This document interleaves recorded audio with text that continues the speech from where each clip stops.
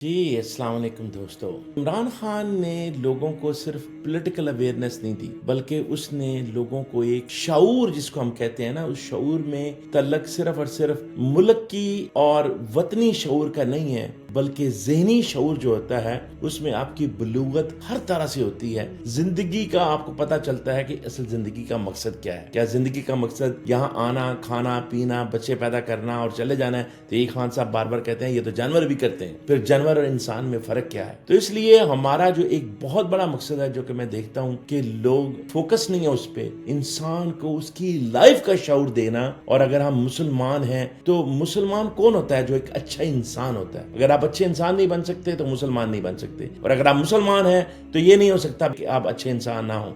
تو اگر آپ مسلمان ہیں اور برے انسان ہیں تو پھر اللہ تعالیٰ سے معافی مانگیں، کیونکہ یہ ایک ڈبل وہمی ہے کہ ایک تو آپ برے انسان ہیں، اوپر سے آپ نے اسلام کا نام بھی بدنام کر رہے ہیں. آج تک میں کبھی کسی کے سامنے جھکا ہوں سوائے اللہ کے، اور انشاءاللہ کبھی اپنی قوم کو کسی کے سامنے نہیں جھکنے دوں گا. تو خان صاحب آپ کو جو اپنی ان کی ٹرانسفارمیشن ہوئی ایک اچھے انسان کی طرف، جتنے بھی انہوں نے ہاسپٹل بنائے یا نمل بنائے یا جتنے بھی وہ کام کر رہے تھے، اور وہ کام چل رہے ہیں انشاءاللہ اور چلتے رہیں گے، کیونکہ وہ ایک اچھے انسان کی نشانی ہے اور وہی ایک اچھے مسلمان کی نشانی ہے. اور بیسیکلی وہ آپ کو شعور دے رہے تھے کہ ایک اچھا انسان اور اچھا مسلمان کیا ہوتا ہے. اس لیے وہ بار بار آپ کو چھوٹے چھوٹے سبق پڑھا رہے تھے. انہوں نے آپ کو لا الہ الا اللہ کا سبق پڑھایا. لا الہ الا اللہ انسان کو آزاد کرتا ہے، کیونکہ یہ سب سے بڑا سبق ہے اچھا انسان بننے کے لیے، کہ آپ کے اندر سے خوف کا بت ٹوٹ جائے اور آپ صرف اللہ کو اپنا مالک سمجھیں اور آپ کسی کو آپ کا مالک نہ سمجھیں. جب آپ کے اندر یہ ہو جاتا ہے تو آپ کا ایمان بہت بڑا ہو جاتا ہے اور پھر آپ ہواؤں میں فلائی کرنے لگتے ہیں. پھر آپ زمین پہ رینگتے نہیں ہیں، جیسے کہ رومی نے کہا تھا. پھر انہوں نے سبق پڑھایا ایاک نعبد و ایاک نستعین، کہ یا اللہ ہم صرف تیری عبادت کرتے ہیں اور صرف تجھی سے مدد مانگتے ہیں. بسم اللہ الرحمن الرحیم. ایاک نعبد و ایاک نستعین. تو اس کا بھی کیا مقصد تھا؟ کہ انسان کو اٹھانا. وہ مقصد تھا کہ آپ کیا کر رہے ہو، چھوٹی چھوٹی چیزوں پہ جھگڑے کر رہے ہو، چھوٹے چھوٹے لوگوں سے مانگ رہے ہو، چھوٹے چھوٹے جعلی پیروں فقیروں کے پیچھے بھاگ رہے ہو، اور آپ چھوٹی چھوٹی نوکریوں کی خاطر اپنا ایمان بیچ دیتے ہو، تھوڑے سے خوف کی خاطر اپنا ایمان بیچ دیتے ہو.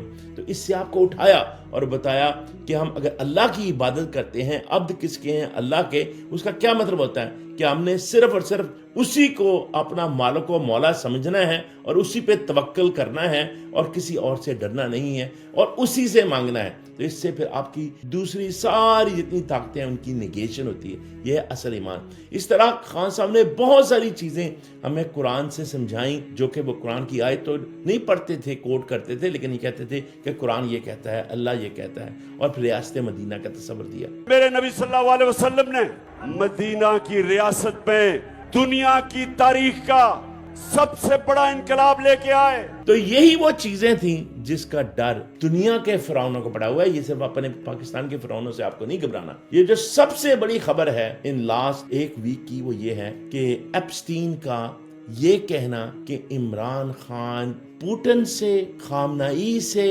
اردوان سے اور زی جنگ پن سے بھی زیادہ خطرناک ہے. پہلے آپ کو دیکھنا پڑے گا کہ اس نے یہ کب لکھا تھا. اس نے یہ لکھا تھا جولائی 31 2018 کو، اور الیکشن کب ہوئے تھے؟ 25 جولائی کو، جب خان صاحب پرائم منسٹر بنے تھے. تو بات یہ ہے کہ ایپسٹین ہے کون؟ ایپسٹین جو ہے وہ صہیونی لابی کا ایک بہت بڑا مورا تھا. وہ صہیونی لابی کا ایک بہت مورا تھا، وہ پینکل تھا صہیونی لابی جو پرٹیکلی امریکہ میں ہے. اس کا کام تھا کہ وہ لوگوں کو دون سے، دھاندلی سے، پیسے سے، ڈیفرنٹ چیزوں سے خریدے اور پھر خرید کے ان کو صہیونی لابی جو کہتی ہے اس کی طرف لگائے. پرٹیکلی یہودی لابی نہیں کہہ رہا، وہ زائنس کہہ رہا ہوں، صہیونی لابی کہہ رہا ہوں میں، کیونکہ وہ جو جوز میں جو زائنس لابی ہے وہ ہے اصل جو پوری دنیا پہ کنٹرول کرنا چاہتی ہے، اور وہ تقریباً ہر سینیٹر اور ہر کانگریس مین کو بھی امریکہ میں بھی خریدتی ہے. اس میں تو اب بہت کھلی بحث ہو رہی ہے. ایک سال پہلے تک اس پہ کوئی بات نہیں کرتا تھا، لیکن اب سوشل میڈیا کی برکت ہے کہ اب لوگ کھلم کھلا اس کے بارے میں بات کر رہے ہیں. یاد رکھیں کہ جب تک اویئرنس نہیں آتی اس وقت تک چیزوں کا سدے باب نہیں ہو سکتا. پہلی چیز ہوتی ہے اویئرنس، اور اویئرنس انشاءاللہ آ رہی ہے اور آپ دیکھیں گے کتنی بڑی بڑی چینجز آئیں گی. تو یہ میں صرف آپ کو ایک نعرہ نہیں دے رہا، آپ کو ابھی حقیقت جلدی سے سمجھانے لگا ہوں کہ بیسیکلی آپ یہ دیکھیں کہ ایپسٹین کا یہ کہنا 2018 میں کہ عمران خان ان سب بڑے بڑے لیڈر سے بھی زیادہ ڈینجرس ہے ہمارے لیے.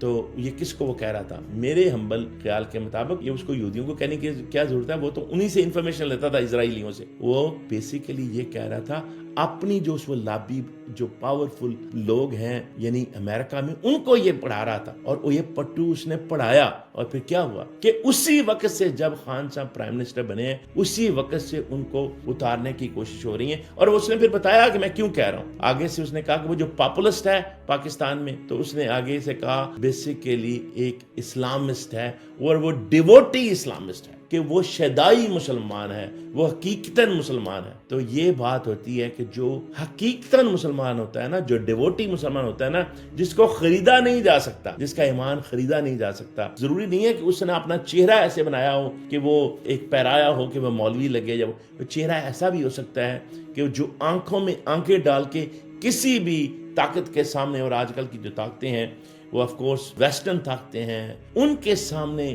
انہی کی طرح بیٹھے, انہی کی طرح پہنے, اسی لہجے میں بات کرے, اسی لیول پہ بات کرے. اس طرح کا شخص اللہ تعالیٰ نے آپ کو ایک عطا کیا جو کہ اس لیول سے ان کے ساتھ بات کرتا تھا. انہوں نے کہا وہ یہ اس کو تو ہم خرید نہیں سکتے, کیونکہ وہ تو ہر کسی کو خریدتے ہیں, تو اس کو اگر وہ خرید نہیں سکتے, تو انہوں نے کہا کہ یہ most wanted and most dangerous man ہے. تو پھر انہوں نے یہ امبیڈ کرنا شروع کیا اپنی لابی کے ذہنوں میں کہ اس کو کسی طریقے سے پکڑو, اس کو جکڑو. اور پھر انہوں نے پکڑنے اور جکڑنے کی کوشش کی, ڈیفرنٹ قسم کے میڈیا آؤٹ لیٹ سے, اور ہر طرح سے کوشش کی, ہر طرح سے کوشش کی. لیکن آف کورس انفارچونیٹلی ہمارے اندر ہی بکاؤ مال ہے جو بڑی ایزی بک جاتے ہیں. ان کو ہیرے کی پہچان نہیں, ان کو صرف ایک دنیا چاہیے. تو وہ پھر ایک لیئر در لیئر جو ہے نا, یہ گنڈا گردی ہے کہ ایک لوکل لیول پہ ہے, پھر اسٹیٹ لیول پہ ہے, پھر کنٹری لیول پہ ہے, اور پھر دنیا کے لیول پہ ہے. تو ہر کوئی جو آپ فرعون ہیں, چھوٹے چھوٹے فرعون بٹھائے ہوئے ہیں انہوں نے, اور ان کو فرعون ہی پسند آتے ہیں. خان صاحب بھی یہی کرتے تھے, وہ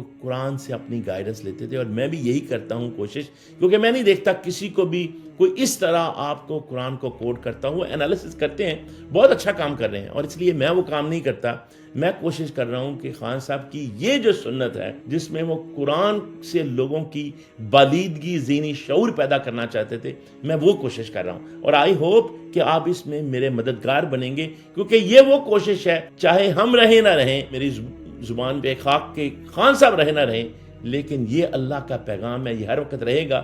اور اللہ کا قرآن صرف پڑھ کے چومنے کے لیے نہیں ہے, بلکہ جو زندگی میں ہمارے مسائل ہیں ان کا حل تلاش کرنے کے لیے. اور قرآن میں اس کا حل ہے, اس میں آپ کو ترویج بھی ہے, آپ کو ایک طریقہ بھی بتایا جاتا ہے, اور اگر آپ اس طریقے پہ عمل کریں گے تو انشاءاللہ اس پہ سکسیس بھی ہوگی. تو اس سے آپ کا دل بھی مطمئن ہوگا, اور اس میں آپ کا دماغ بھی مطمئن ہوگا, اور اس میں آپ میں انرجی بھی آئے گی, اور ہمت بھی آئے گی, اور برکت بھی آئے گی, اور انشاءاللہ اس میں ایکسیکیوشن بھی پھر ہوگی. تو قرآن میں اللہ تعالیٰ کی جو آیت ہے بعد بسم اللہ الرحمن الرحیم, وما ارسلنا فی قریۃ من نذیر الا قال مترفوها ان بما ارسلتم به کافرون. ہم نے کوئی رسول, کوئی پیغام پہنچانے والا, ارسلنا کا مطلب تھا ہر وہ شخص, ضروری نہیں ہے کہ وہ پیغمبر ہی ہو, ہر وہ متنبع جس کو اللہ تبارک و تعالیٰ نے ہدایت دی ہو اور وہ ہدایت آگے پہنچاتا ہو. وما ارسلنا فی قریۃ, ہم نے کوئی پہنچانے والا, کوئی بات پہنچانے والا, کوئی رسول ہم نے کسی شہر اور قریہ میں نہیں بھیجا